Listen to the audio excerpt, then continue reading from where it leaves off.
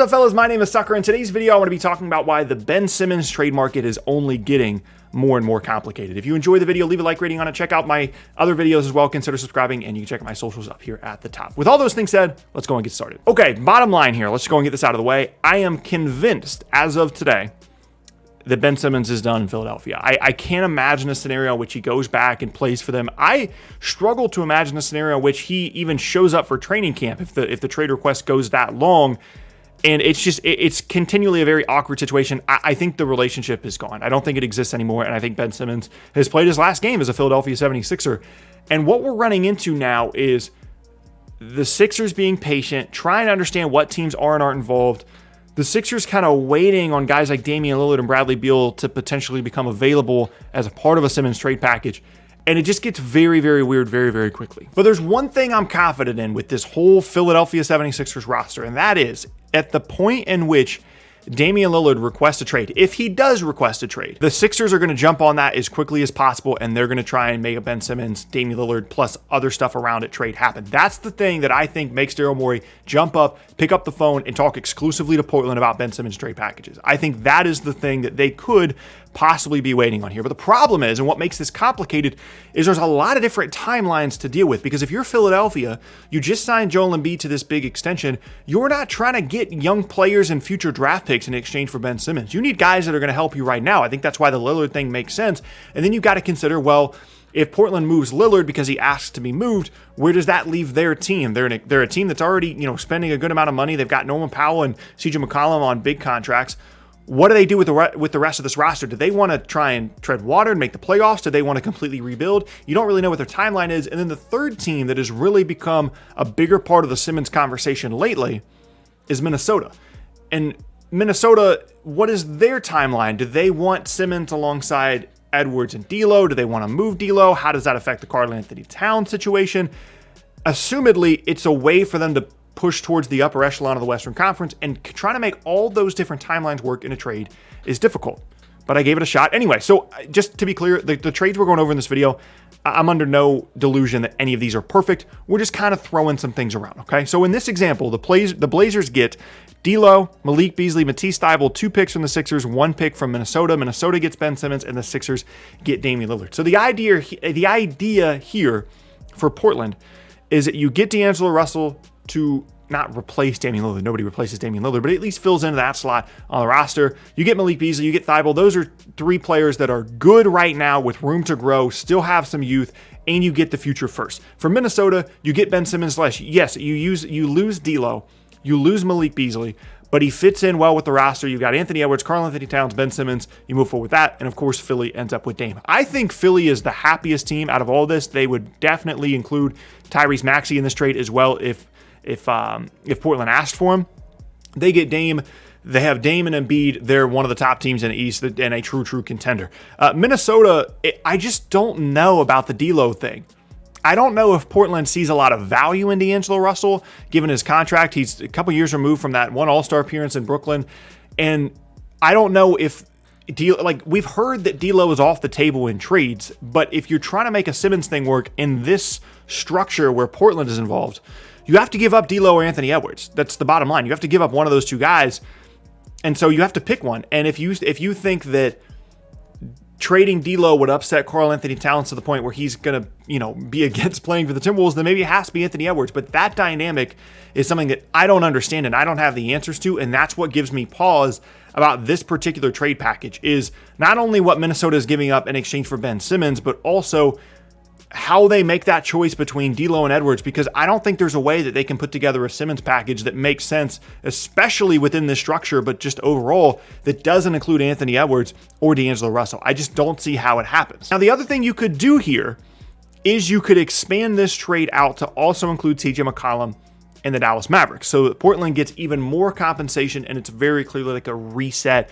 rebuild type of trade. And in this scenario, D'Angelo Russell is still involved. So Portland would get Porzingis, Russell, Beasley, Thybulle, Terry, Green, and 5 first-round picks. The Timberwolves would get Ben Simmons, the Sixers would get Dame, and the Mavericks would get CJ McCollum.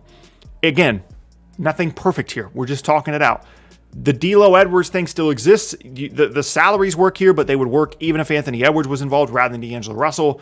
And the Timberwolves and the Sixers end up in the same spot. The Mavs get a perimeter ball handler that they desperately need alongside Luka. They dump Kristaps Porzingis. They also give up a couple of young guys and a couple of picks to get CJ McCollum. But I think in a Kristaps Porzingis situation, that's probably what it's going to require. And those aren't two fantastic contracts, Porzingis and Russell, but they at least are younger players with some room to grow and develop, with some trade value out there as well down the road if they continue to play well.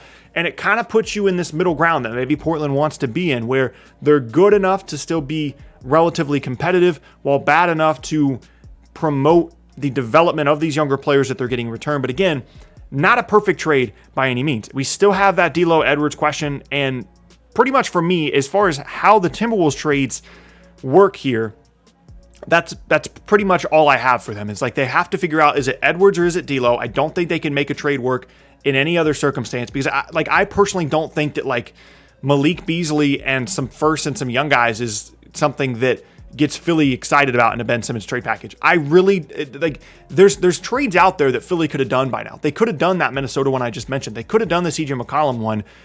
It feels like they're waiting. It feels like they're waiting on Lillard and Beal. And if that's the case and Minnesota wants to get involved in that, then, that's pretty much what they have to do. They have to give up D'Lo or Anthony Edwards. But I'm sure a lot of people were thinking, well, why wouldn't Portland just take Simmons in this scenario? Why do we need to involve all these other teams? Well, I just don't know how these teams value a player like Simmons, especially if you're Portland and you don't have a ton of other like young assets to grow alongside Simmons. So you're put in a really weird spot in terms of like, he fits really well on the roster when you trade McCollum for him, but when you trade Lillard for him, you're clearly resetting the roster a bit. And I just don't know if he's a guy that fits in super well with how they would want to, reshape that roster moving forward. So what you would look for is involving a third team that really wants Simmons. That's what Minnesota was in the first trade. And then this upcoming trade, it would be the Sacramento Kings. What if there's a De'Aaron Fox trade out there, or whatever the case may be, where the Kings are like, you know what? We really want Ben Simmons. We've got a ton of guards. We want Simmons. We've got Davion Mitchell. We've got Tyrese Halliburton. Let's go with that. Maybe they're not convinced that De'Aaron Fox is their guy. And so in that scenario, the Sixers would get Dame. The Blazers would get Porzingis, Fox, Bagley, Tybalt, Maxey, and 2 firsts. The Kings would get Simmons, Jalen Green, and a first. And the Mavericks would get Yusuf Nurkic and Buddy Hield. So there's a lot of stuff happening here. Again, not perfect. We're just talking it out. Sixers, they get Lillard. Pretty similar trade package for them. The Blazers get Porzingis, Fox, Bagley, Tybalt, Maxey, and 2 firsts in exchange for, obviously, Lillard, but also they're giving up Nurkic here to make the salaries work, and it helps the Mavs out by having an actual big man. The Kings end up with Simmons, Green, and a first. They do lose Fox and Hield, but it kind of takes away the backcourt logjam for them. You've got Halliburton, Mitchell, Simmons. You go forward with that. Much more roster flexibility, the opportunity to move someone like Harrison Barnes to another team and really create a much more flexible roster there in Sacramento. And then the Mavericks get Buddy Hield, the shooter they need. They get Nurkic as well. And yes, they have to give up Green and a first and Porzingis, but they're probably ecstatic about this. If there's a team out there that's going to give up, if there's a team in this trade that's going to give up more assets than they did initially to make this work, it's probably going to be Dallas. But you can start to see the issues here with any kind of Simmons trade is I really genuinely think it's Beal or Lillard. That's what the Sixers are waiting on, because there's no point in them getting a ton of small assets that equal what Ben Simmons is to their team. They need a guy. They need a guy to put alongside Joel Embiid. It's why they chased after James Harden. It's why I think they're waiting for Beal and Lillard. They can't just get Malik Beasley and a couple of firsts. And clearly, CJ McCollum, something like that, is not something that they're ready to settle for lack of a better term, at this point in exchange for Ben Simmons. And so you have to consider the timelines of all these teams. You have to consider where each of them are at, where they're trying to go, what their direction is, what their motivation is to be acquiring the players that they're acquiring. And the Blazers are such an interesting team trade-wise, because I think the Simmons-Lillard fit is fantastic. I just don't think that the Sixers are going to be trading for CJ McCollum. At least that doesn't appear to be the case. And you just have to deal with the different timelines here. And if Philly, like, let's just say, for example, Joel Embiid didn't exist, right? And Philly was just like, you know what? We just don't like Ben Simmons anymore. Let's just get rid of him. It would be wildly easier, because there would be 29 other teams in the league that would have some kind of young player trade package to put together in exchange for Simmons. It's a very different scenario than what we're used to seeing when it comes to a guy that is an all-star, by the way, in Ben Simmons, that is being valued very highly by his team, But we also know he doesn't want to return to the team. The team probably doesn't want him coming back either. And so they're both motivated to get a deal done, but they're not just dumping him. Like, they need real players. It just becomes very, very complicated very, very quickly. And I think that shows you why that is. Now, of course, there are a lot of other possibilities out here. The Warriors, of course, are always looming. Reportedly, they're unsure about the fit between Simmons and Draymond Green. I don't blame them for being unsure about that. That would be a fit that I would be unsure about as well. I think Simmons would be fantastic in Golden State. I just don't know if you could ever play him and Draymond Green together, because then you only got 3 guys you have to guard outside of 10 feet from the rim. So that's obviously a problem unless one of those guys shows drastic improvement with their shooting.